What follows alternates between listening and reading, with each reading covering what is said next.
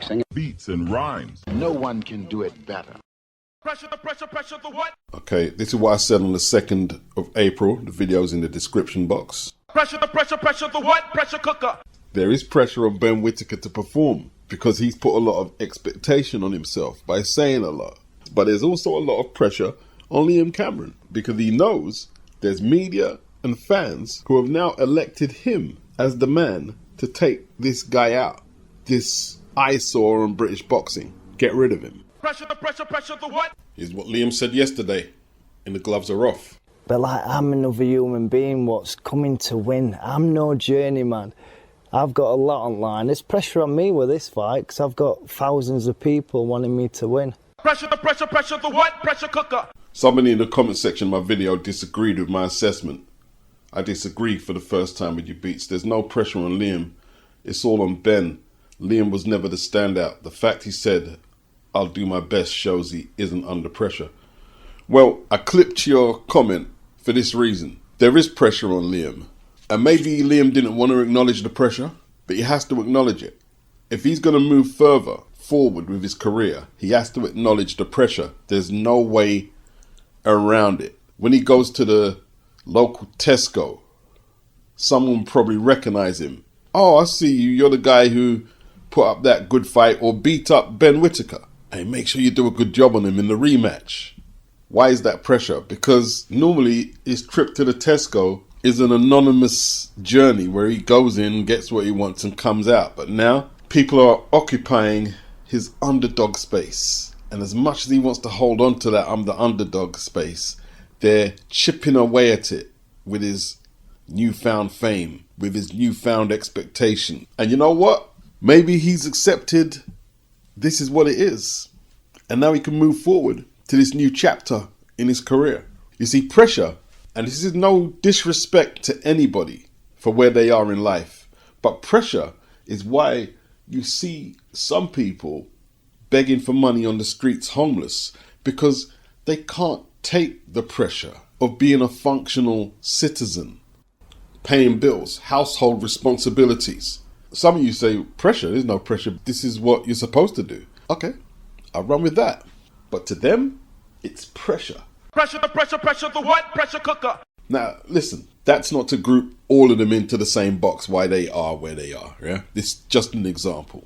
But, you know, pressure builds character.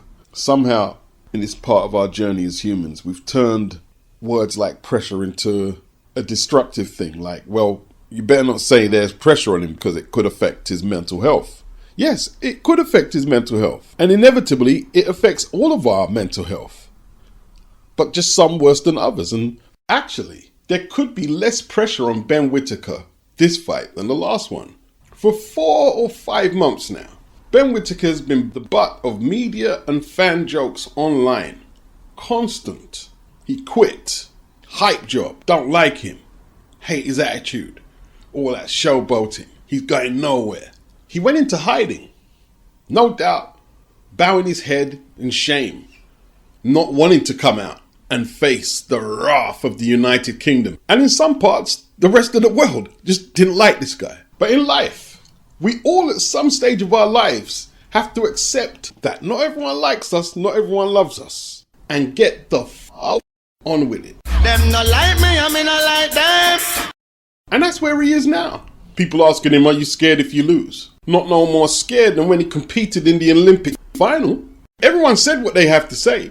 What more are you going to say to affect him? He's probably rationalized in his head that this is probably as bad as it can get. How worse can it get unless someone's going to actually put a bullet in the kid's head? Liam Cameron will have a lot of cheerleaders urging him to rid us of the scourge of British boxing. Chris Eubank the same. Rid us of the scourge of the drug cheat. But ultimately, they can't go in the ring and fight for Chris or Liam. Pressure, the what? There was no pressure on Liam Cameron. I wouldn't be interested in this fight. What for? What's the word they like to use a lot these days in boxing? Jeopardy. Where's the jeopardy? No pressure, where's the jeopardy? Ultimately, the first fighters raised the stakes for both men. Whoever's feeling the most pressure right now, well, how would we know who's feeling the most pressure? How much does it matter who's feeling the most pressure? Feeling a lot of pressure doesn't mean you're going to go out there and fail. It's how you deal with the pressure. Can you actually use the pressure to spur you on? What did Mike Tyson say about fear? Fear is my friend. I love fear. Fear allows me to reach my highest potential. The fear of failing is an illusion, but we have to have desire. We have to have something that pushes us. Fear pushes us. When you don't have that feeling no more, it's over. Ben Whittaker's with Andy Lee now. They've changed the setup a little. He's got something about this Kronk style. First he was with Sugar Hill, now Andy Lee. Liam Cameron, he's with Grant Smith, Dalton Smith's dad. Dalton fights this Saturday. Cameron versus Whittaker is on Sunday. They're having to work hard not to clash dates right now because there's a lot of boxing being broadcast in the UK right now. I don't know if these two will scale the heights where they can challenge the likes of Bivol Beterbiev or even a Callum Smith or a Anthony Yard for that matter. I don't know. Liam came up short against Lyndon Arthur. They called it a split. But from what I saw, Lyndon won the fight handily. Got caught with a few shots though. It was competitive. Now, you'd struggle to convince me that Ben Whittaker didn't have a little bit of an anxiety attack in that fight. He'll deny it, others will deny it, and maybe they're right. But it looked to me the anxiety got to him a little. Similar to what happened to Tank against Lamont Roach. Talking about the grease from his braids got in his eye when he took the knee. He had a bit of an anxiety attack when he was getting caught, when he realised this wasn't the cakewalk everyone said it was going to be. And with Ben Whittaker, we have to see if perhaps that was a one-off or if he's this hype job. I'm tentatively going to pick Ben Whittaker to win and correct the missteps that he made in the first fight. But I just have this feeling it's going to be controversial again. Anyone who believes that Ben Whittaker deliberately catapulted himself and Liam Cameron over the ropes to get out of the fight, you need to put the creative thinking into something more constructive and productive. I don't think Ben Whittaker can knock Liam Cameron out. I don't think Liam Cameron will knock Ben Whittaker out. Barring cuts or any other type of injury stoppage, I believe this one goes the distance. But what is the distance? Is it 10 or 12 rounds? 10 rounds it is according to the British Boxing Board of Control. Boxing. Beats and rhymes. No one can do it better. Hey, listen, Boots Ennis, man, did his thing on Saturday. Unified champion, WBA, IBF champion, Ring Magazine champion. And according to Boots, he's the lineal champion. The IBF belt was emailed to him. The WBA belt that Stanionis had, wasn't that a regular belt of which he was elevated later? But hey, he's the man at 147, yeah? Ring Magazine champion. I guess he's taking his Ring Magazine claim as lineal. His dad, Derek Bosey, has warned Brian Norman Jr. and Mario Barrios that JARON is ready to move up to 154 if they resist fighting him next. The energy I'm getting from America is they're not interested in the Barrios fight first. They want this Brian Norman kid to be in the opposing corner to the booted one, the unified champion. Me?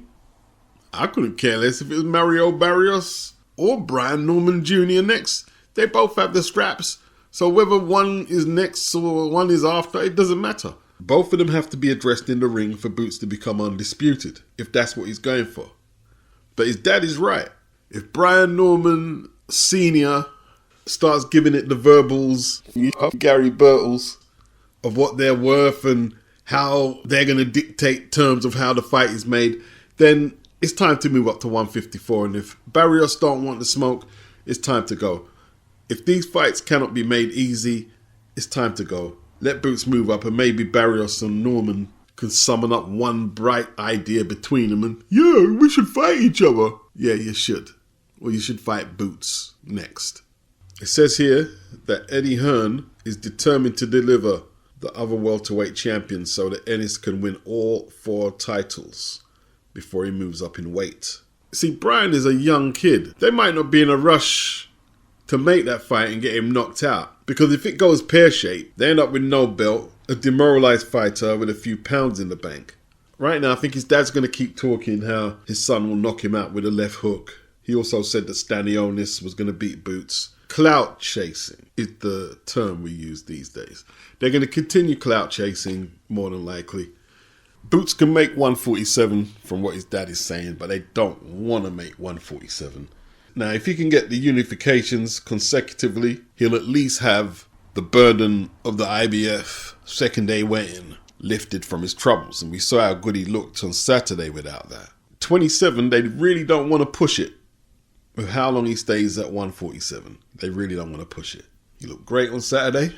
I think most people agree with that. He looked great. But the last attempt at making the Brian Norman Jr. fight was comical, to say the least. His dad seems like a cool guy who can crack some good jokes at a party. And you really wouldn't want to run your mouth if he was in front of your face. He'd probably give you a good ass kicking. But come on, Dan. Based on my personal knowledge of what I knew and what I started to see with some of the shit that Eddie was doing when we was negotiating, I was bringing it out and I was saying, I was screaming at the fucking top of my lungs. And of course, he lying. I'm like, and you remember me saying how all of a sudden we believe the white man? You remember me saying that shit? Mm-hmm. Yeah, I was like, how the fuck all of a sudden everybody just fucking side with the white man all of a sudden because he gets what the fuck you want to be for? He pulled the race card after they turned down $1.7 million to unify against Boots, summer 2024. They said part of that was that he wanted the taxes on that purse paid. Now, Brian Norman Sr. is denying they wanted the taxes paid, but they definitely wanted the trainer's cut paid. And obviously Top Rank want their end of the deal from that DAZN money. And he wanted that paid, so they wanted $500K extra. Now, the original bid of 1.7 mil was what Boots was getting for the unification. It was supposed to be 1.7 mil a piece, but they wanted an extra 500K, which the likes of Boxing Bullcrap News 24 thought they should have gave him when Top Rank didn't make a counter offer to Boots, who is the more established name. I mean, 1.7 a piece when Boots was the more established name. That was the compromise right there. What more compromise could they have possibly gave up? Let's just keep it real. The journalists in America are total garbage. Like, they were attacking Eddie Hearn because he mentioned that March gone, Brian Norman Jr. was defending his WBO welterweight title on the undercard of Michaela Mayer versus Sandy Ryan for 150K. I get it. They're trying to milk the situation for what they can. I get it. Norman Sr. just pulling the race card like that. I'm not going to write the fight off. But they have to negotiate outside Brian Norman Sr. He's a trainer. If your go-to move when it's not going your way is to pull the race card, you have no business negotiating these deals. If Eddie goes direct to Bob, he'll more than likely get a better result. And they're talking about Barrios wants to fight Errol Spence. Spence is approaching 2 years inactive. How would he qualify to fight for the WBC belt that you have, Barrios? How would he qualify? I mean, is he ranked by any of the sanctioning bodies at 147? Please tell me he isn't. I'm not going to go look it up. Please tell me he isn't. Top 15. Please tell me he isn't. The WBO had the good sense to scrap any attempt at Spence challenging Sebastian Fundora for his 154 strap. Leave Errol Spence's name out of World Championship fights. Now, Boots, he could revisit the Virgil Ortiz fight at 154, but it looked like he upset Turkey. I think Turkey is not beyond extending and holding a grudge, but I'm sure Eddie could smooth it over and they could get that fight into negotiation, into motion. If they were headlining a 5 versus 5 with that fight there, Jaya Vataya versus Zerdo, like, Lord God, that'd be a big card. Boxing Beats and rhymes. No one can do it better. Maybe closer to 47. What does that tell you as a trainer, being that they want a little bit more weight? Jose signed his contract on 144, but I believe now they're asking for 147, which is fine with us. Jose's a big, tall guy. You know, he's big. He's been 140 for so many years. I think 147, he'll be so much stronger. And I think not having to cut those last 7 pounds, I think his confidence, his body's just going to feel so comfortable that he's going out there and swing. And I think it's going to benefit Jose. You know, Devin Haney's, is also going to feel comfortable because he's a big boy too. But I think in this case, I think it benefits Jose. So I'm glad. April 2024, Devin Haney floored in the 7th, the 10th and 11th against Ryan Garcia. Garcia's majority points victory was changed to a no contest because he tested positive for PEDs. Now, Ryan came in over the contracted weight of 140 by 3 pounds, which probably cost him about $1.5 million, which went into Devin's pocket. And Ryan landed some heavy punches on Devin. And it looks like that's had an effect on Devin. Psychologically. Physically, we'll see on the 2nd of May how he does against Jose Ramirez. But psychologically, Devin and his dad are trying hard not to shortchange themselves when they're going in the ring next time. Eddie Hearn told the Haneys to make Ryan do a second day weigh-in, and they didn't do that. They went against Eddie's advice, and now they're having to restart all again. They don't want to get caught out. So the fight with Jose Ramirez was contracted at 143 catchweight. It's now gone full 147. Devin wants to make sure he's not drained going into that fight. But Robert Garcia is saying it will benefit Jose as well. Jose was at 140, a unified champion at 140 for long periods of his career. The 3 pounds is likely to favour him as much as Devin, is what Robert Garcia is rationalising. But we'll see when fight time comes.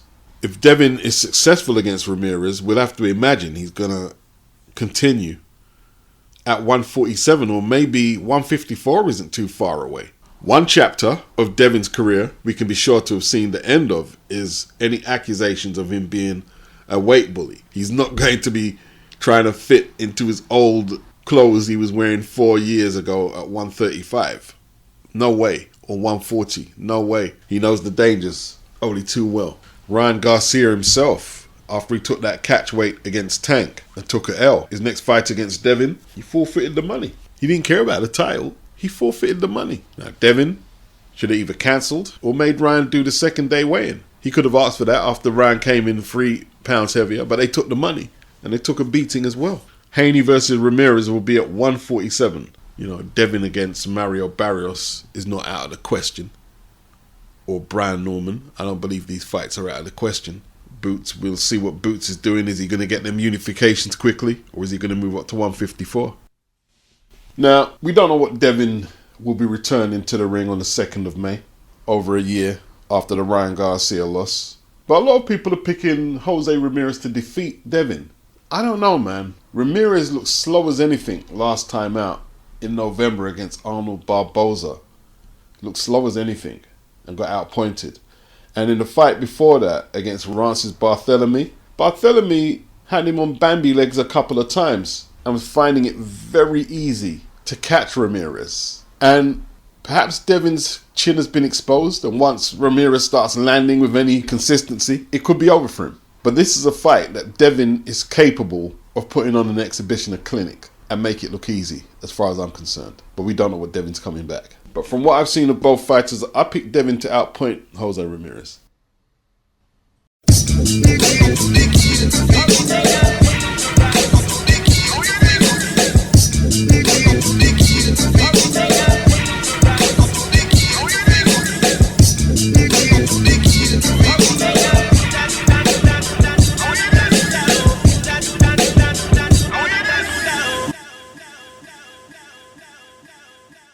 Boxing. Beats and rhymes. No one can do it better.